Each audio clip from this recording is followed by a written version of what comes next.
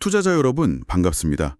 오늘은 그 윌리엄 오닐의 캔슬림 투자 전략, 성공 사례가 워낙 많아서 유명하죠. 여기에 대해 좀 깊게 알아보겠습니다. 뭐 경험이 많으시든 적으시든 이 원칙들만 잘 이해하셔도 투자하실 때 분명 도움이 될 겁니다. 네, 그럼 바로 본론으로 들어가서 캔슬림 그 첫 기준부터 살펴볼까요? 네, 좋습니다. 캔슬림의 첫 글자 C, 바로 현재 분기별 주당 순이익, Current Quarterly Earnings입니다.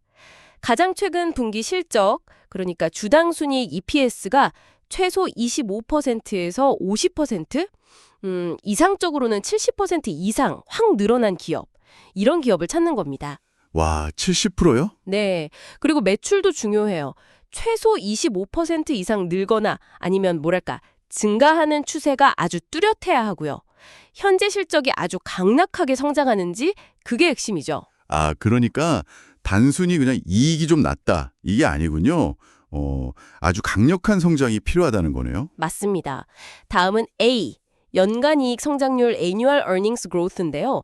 이건 왜 보냐면 그 기업이 반짝하고 많은 게 아니라 꾸준히 잘 성장하는지를 봐야 하거든요.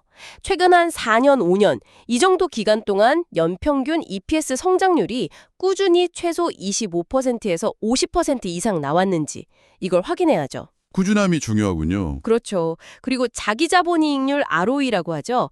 이게 한 17% 이상이면 좋고요. 주당 현금 흐름은 EPS보다 한 20% 이상 많으면 더 좋다고 봅니다. 네, 꾸준한 성장성에다가 효율성까지 꼼꼼하게 보네요. 그럼 세 번째, N은 뭔가요?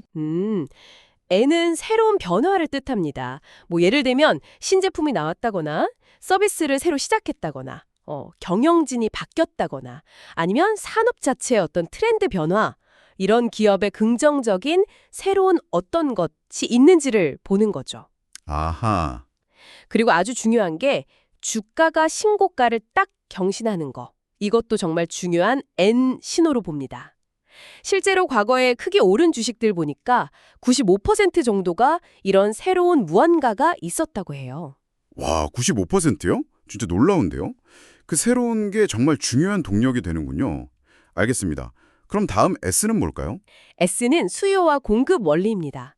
이건 뭐 기본적인 거죠. 유통되는 주식 수가 상대적으로 좀 적은 종목들이 있잖아요. 이런 종목이 가끔 더 가볍게 주가가 오르는 경향이 좀 있을 수 있고요. 네네. 또 회사가 자기 주식을 꾸준히 사들이는지, 그러니까 자사주 매입이죠. 그리고 부채 비율은 낮은지, 이런 재무적인 안정성도 같이 확인하는 겁니다. 아, 공급량이 좀 적고 재무적으로 탄탄한지 이것도 보는군요. 알겠습니다. 다음 L은 어떤 기준이죠? L은 주도주인가 소외주인가, 리더 레가드, 이걸 따지는 겁니다.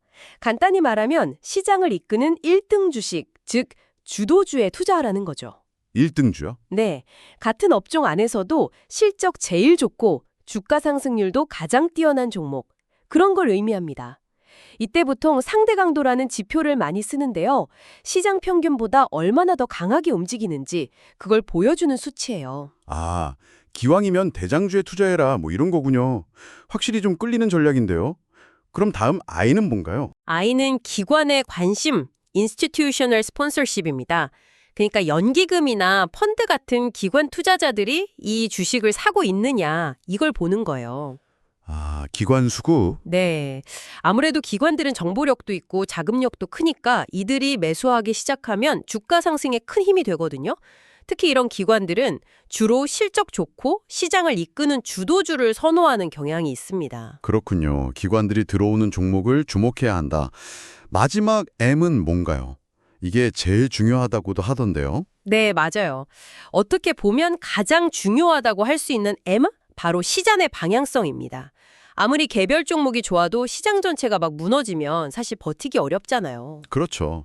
그래서 지금 시장이 상승하는 추세인지 아니면 하락하는 추세인지 이걸 먼저 판단하고 그 큰 흐름에 맞춰서 투자하는 게 성공의 절반 이상을 차지한다.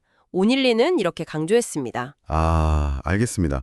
그러니까 캔슬림 기준 다 만족해도 시장이 안 좋으면 말짱 도루묵일 수 있다 뭐 이런 거네요. 자, 그럼 이렇게 좋은 종목을 찾았어요. 그럼 이제 언제 사고 파느냐? 이게 또 중요할 텐데요. 성공한 투자자들은 보니까 어땠나요? 네, 아주 좋은 질문입니다. 여러 성공 사례들을 보면 좀 재미있는 공통점이 발견되는데요. 바로 박스권 돌파 시점을 많이 노렸다는 겁니다. 시장이 좀 안 좋을 때도 잘 버티면서 특정 가격대 안에서 이렇게 횡보하던 주식 있잖아요. 네, 있죠. 그런 주식이 시장 분위기가 딱 좋아지면서 평소보다 거래량이 확 늘어요. 그러면서 그 박스권 위쪽 경계선 상단을 아주 강하게 뚫고 올라갈 때 뭐 갭상승을 하던 장대 양봉이 나오거든요. 그때를 아주 중요한 매수 타이밍으로 봤다는 거죠. 그리고 신기하게도 이런 종목들이 대부분 캔슬림 기준에도 잘 부합하는 경우가 많았습니다. 아, 그러니까 단순히 좋아 보인다고 막 사는 게 아니고 힘이 이렇게 응축됐다가 터져 나오는 그런 특정 시점을 포착하는 거군요. 그럼 파는 건요? 매도 시점도 어떤 규칙 같은 게 있나요? 매도 원칙은 투자자들마다 스타일이 좀 다르긴 합니다. 예를 들어서 그 바보라 제임스라는 투자자는 딱 정해놨어요. 20%에서 25% 수익 나면 그냥 기계적으로 팔고 반대로 7, 8% 손실 나면 무조건 손절. 아주 명확하죠. 네, 명확하네요. 반면에 이제 짐 타우브 같은 경우는 좀 달라요. 50일 이동평균선 같은 장기 추세선을 기준으로 삼고 그 추세가 완전히 꺾이기 전까지는 그냥 쭉 보유하면서 큰 수익을 추구하는 스타일이었어요. 그러다 보니 때로는 막 20% 넘게 하락하는 것도 견뎌야 했고요. 와, 그건 좀 어렵겠는데요? 그렇죠. 또 찰스 헤이레스라는 분은 단계적인 모멘텀을 좀 활용했는데요. 주도주가 상승하다가 잠깐 조정을 받을 때 뭐 지지선이나 이동평균선 같은 걸 참고해서 다시 들어가는 좀 더 유연한 전략을 썼습니다. 야, 정말 다양하군요. 결국에는 자기한테 맞는 매도 원칙을 세우는 게 중요하겠네요. 맞습니다. 어떤 전략을 쓰든 간에 그 기본 바탕에는 결국 캔슬림 조건에 맞는 좋은 주식을 고르고 또 시장 방향성 M을 항상 확인하는 것, 이게 필수라는 거죠. 네, 그 시장 방향성 M이 그렇게 중요하다면 이걸 좀 구체적으로 어떻게 판단할 수 있을까요? 오늘은 시장을 크게 세 단계로 나눴어요. 확인된 상승장, 압박받는 상승장, 그리고 조정장 이렇게 나눠서 좀 다르게 대응하라고 조언했는데요. 이걸 우리 한국 시장에 적용해 본다면 예를 들어서 코스피 지수란 5일 이동 평균선의 관계를 좀 주의 깊게 보는 게 도움이 될 수 있습니다. 5일선이요. 네. 예를 들어서 지수가 5일 이동 평균선을 강하게 뚫고 올라서서 그 위에서 안정적으로 움직인다? 그러면 상승 추세로 전환될 가능성이 있겠구나 하고 좀 긍정적으로 볼 수 있고요. 반대로 5일선을 아래로 이탈했는데 계속 회복을 못한다? 그러면 좀 하락 추세로 갈 수도 있구나 하고 경계하는 거죠. 물론 이게 절대적인 건 아니지만 시장의 흐름을 읽는 데 참고할 수 있습니다. 네, 그렇군요. 시장의 큰 흐름을 읽는 눈이 정말 필수적이겠습니다. 자, 그럼 마지막으로요. 성공적인 투자를 위해서 우리가 꼭 가져야 할 마음가짐, 어떤 게 있을까요? 가장 먼저는 시장 앞에서 항상 겸손해야 한다는 겁니다. 내가 다 한다고 생각하는 순간 위험해질 수 있거든요. 그리고 자기 매매를 꾸준히 복귀하는 습관이 중요해요. 내가 뭘 잘했고 뭘 실수했는지 계속 기록하고 분석하면서 스스로를 발전시켜 나가야 하죠. 복귀요. 네. 하지만 뭐니 해도 가장 중요한 건 제 생각에는 규율입니다. 감정이나 주변 사람들 이야기에 휘둘리지 않고 자기가 딱 세운 원칙을 꾸준히 지키는 것, 그게 정말 중요해요. 사실 인내심, 노력, 그리고 절제력 없이는 꾸준히 성공하기 어렵습니다. 실패를 너무 두려워하지 말고 거기서 배우면서 계속 앞으로 나아가는 자세가 필요하다고 생각합니다. 네, 오늘 캔슬림이라는 정말 강력한 투자 원칙, 그리고 이걸 어떻게 실제 투자에 적용할 수 있는지 구체적인 방법까지 깊이 있게 알아봤습니다.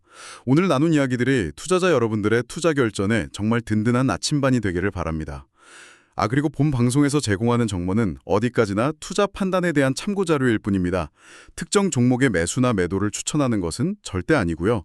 모든 투자에 대한 최종 결정과 책임은 투자자 본인에게 있다는 점 꼭 기억해 주시기 바랍니다. 네, 꾸준히 공부하시고 또 원칙을 잘 지키셔서 시장의 흔들림 속에서도 굳건하게 성공적인 투자의 길을 걸어가시기를 진심으로 응원하겠습니다. 오늘 얻으신 이 통찰들을 바탕으로 여러분만의 성공 스토리를 꼭 만들어 계시기를 바랍니다.